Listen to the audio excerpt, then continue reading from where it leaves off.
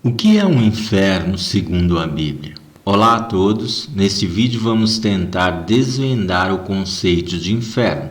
Sabemos que este é um tema complexo e profundamente enraizado na teologia cristã. A palavra inferno ela não tem como origem a Bíblia, mas é de origem latina, significando profundezas.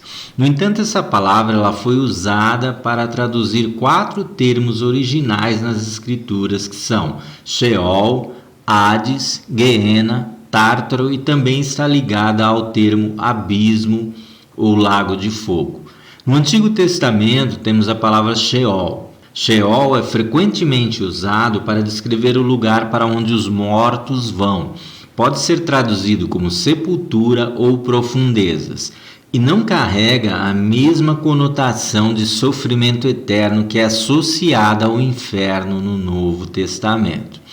O outro termo utilizado é a palavra Hades. Essa palavra é emprestada da mitologia grega pagã, mas quando usada na Bíblia não denota o mesmo conceito, né? Na mitologia existe inclusive um deus chamado Hades.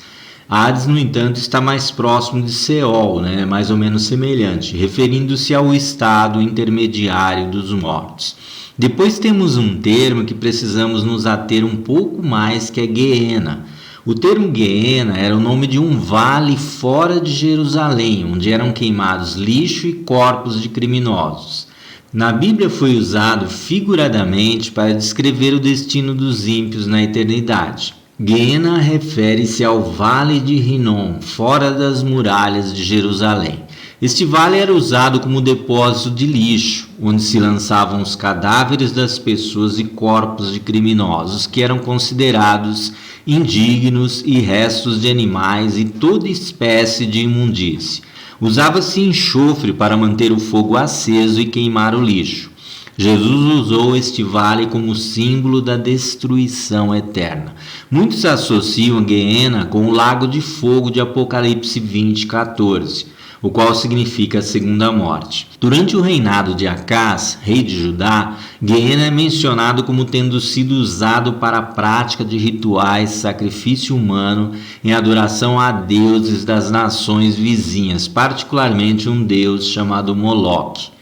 Segundo mencionado em 2 Crônicas 28, de 1 a 3, era neste vale que tais práticas, que incluíam o sacrifício de crianças, eram realizadas. Geena era a forma helenizada, ou seja, usada pelos gregos e romanos para dar nome ao Vale de Rinom, em Jerusalém, no qual se mantinham constantemente fogos acesos para consumir o lixo da cidade. Esse é um poderoso quadro da destruição final. Visto que alguns israelitas sacrificavam ali seus filhos a Moloque, o vale veio a ser considerado como um lugar de abominação. Num período posterior foi transformado num lugar onde se jogava o lixo e perpetuava-se os fogos para impedir uma pestilência, ou seja, eles mantinham o fogo constantemente aceso para evitar que se espalhasse alguma praga ali, alguma doença para a cidade por causa do lixo que era jogado constantemente. Temos também a palavra Tártaro, outra palavra emprestada da mitologia grega, também usada na Bíblia e geralmente associada a um lugar de trevas para os anjos caídos, né? Existe um trecho na carta de Judas onde ele fala que Deus guardou em prisões eternas os anjos que abandonaram o seu principado. E por fim o abismo, o lago de fogo, né, que também às vezes é referido como inferno. Essas expressões são figuras que aparecem na Bíblia para descrever o inferno como um lugar de destruição e tormento eterno para os ímpios e também para Satanás e seus anjos. Como é o inferno? Então muitos têm tentado ao longo dos tempos responder a essa pergunta, alguns com muita imaginação e fantasia, porém a maioria passa longe das verdades bíblicas, principalmente nos últimos anos, com a divulgação de várias experiências e visões de pessoas que alegam ter visto ou até estado no inferno, né? Ultimamente só falta alguém trazer um vídeo dizendo que filmou o inferno.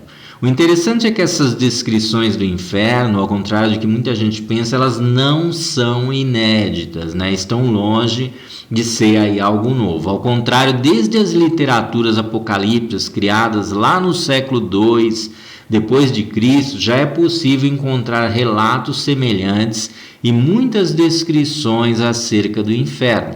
Talvez o texto mais detalhado dessa época seja o apócrifo Apocalipse de Pedro, que traz uma descrição acerca das bem-aventuranças no céu e os castigos por tipos de pecados no inferno. Vale ressaltar que o autor desse livro não é o apóstolo Pedro e o texto possui sérias contradições com as escrituras e também nega o castigo eterno. O pensamento medieval acerca do inferno foi diretamente influenciado por esse tipo de textos apócrifos, ficando marcado tanto na literatura como nas obras de arte. É importante saber que as visões, histórias e filmes que são vendidas como best-sellers na atualidade nada mais são do que as velhas histórias recontadas com a qualidade cinematográfica e literária da atualidade, dos dias de hoje, gerando todo tipo de histórias de ficção e fantasia, a maioria carregada de sensacionalismo. As pessoas possuem uma aptidão natural para criar teorias e tentam fechar as lacunas que a Bíblia deixou, visando responder às perguntas que ficaram sem resposta. Desde épocas antigas, procuram detalhes específicos sobre o inferno que a Bíblia não fornece, o que acaba levando pessoas que têm um espírito místico ou que têm talento para escrever e muita imaginação a criar histórias intermediárias, relatando visões e talvez até sendo influenciadas por espíritos que querem causar confusão e desacreditar a palavra de Deus. É preciso tomar cuidado com visões, escritos e interpretações que contradizem as escrituras. Como já foi dito, a Bíblia ela não fornece tantos detalhes específicos sobre o inferno. Porém, o que está escrito já é o suficiente para entendermos que não é um lugar para fazer um tour ou passar umas férias, né? Com certeza é um lugar que ninguém deveria querer conhecer. A Bíblia descreve o inferno como sendo um lugar onde o fogo nunca se apaga, a fornalha de fogo, um lugar de choro e ranger de dentes, o lugar preparado para o diabo e seus anjos, um lugar onde o verme que atormenta o ímpio nunca morre, o lugar da destruição eterna, o lugar das mais densas trevas, um lugar onde a tormenta com fogo e enxofre, a fumaça desse tormento sobe pelos séculos dos séculos. Um lugar onde o castigo é constante, não cessando nem de dia e nem de noite. O lago de fogo que arde com enxofre. Resumindo, podemos dizer que o inferno é real, segundo a Bíblia, e é um lugar de tormento terrível, de castigo e destruição eterna, segundo a crença mais aceita, tanto para os ímpios como para Satanás e seus anjos. Uma pergunta interessante nesse momento é quem governa o inferno. Um equívoco comum é achar que Satanás governa o inferno. No entanto, de acordo com a doutrina bíblica, Satanás não é o governante do inferno, ele é citado por Jesus como príncipe deste mundo. A menos que alguém ache que este mundo é o inferno, nesse caso poderíamos dizer que sim. Caso contrário, ele não pode ser visto como governante do inferno.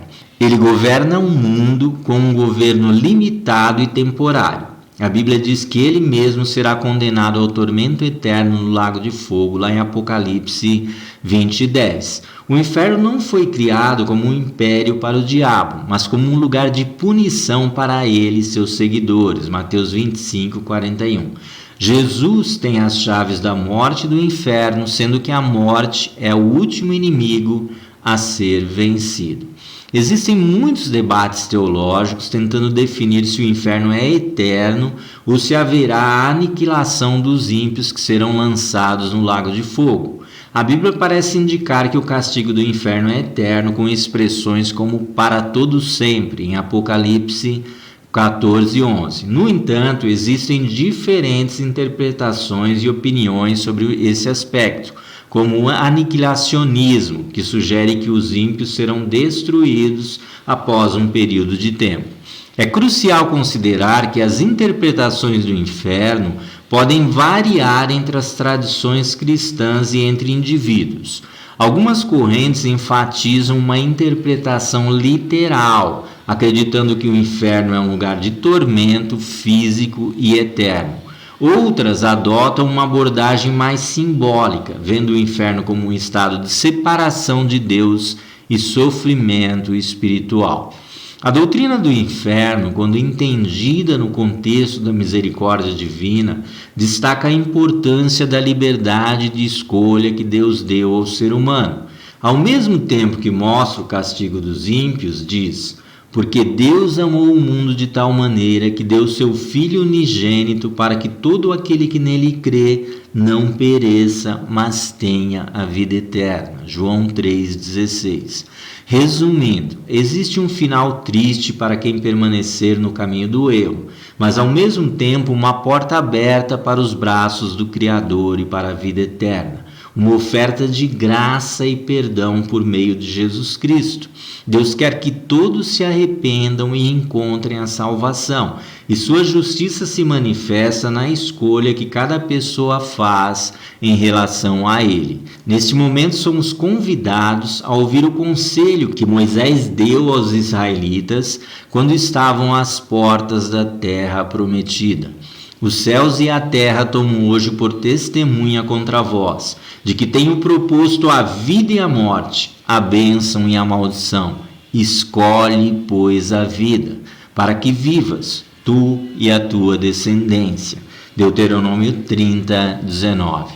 A convicção e a fé de que iremos para o céu e não para o inferno proporciona uma vida de paz interior e esperança ao longo de toda a nossa jornada nessa terra. Saber que há uma recompensa eterna esperando por aqueles que seguem a Cristo pode trazer conforto e consolo nos momentos difíceis. Desejamos que você seja sábio em suas escolhas e, como disse Moisés, escolhe, pois, a vida. Então é isso, pessoal. Vamos ficando por aqui neste vídeo. Se você gostou, deixa o seu like, inscreva-se no canal e compartilhe com seus amigos para que esse vídeo chegue a mais pessoas. Um abraço e, se Deus permitir, até um próximo vídeo.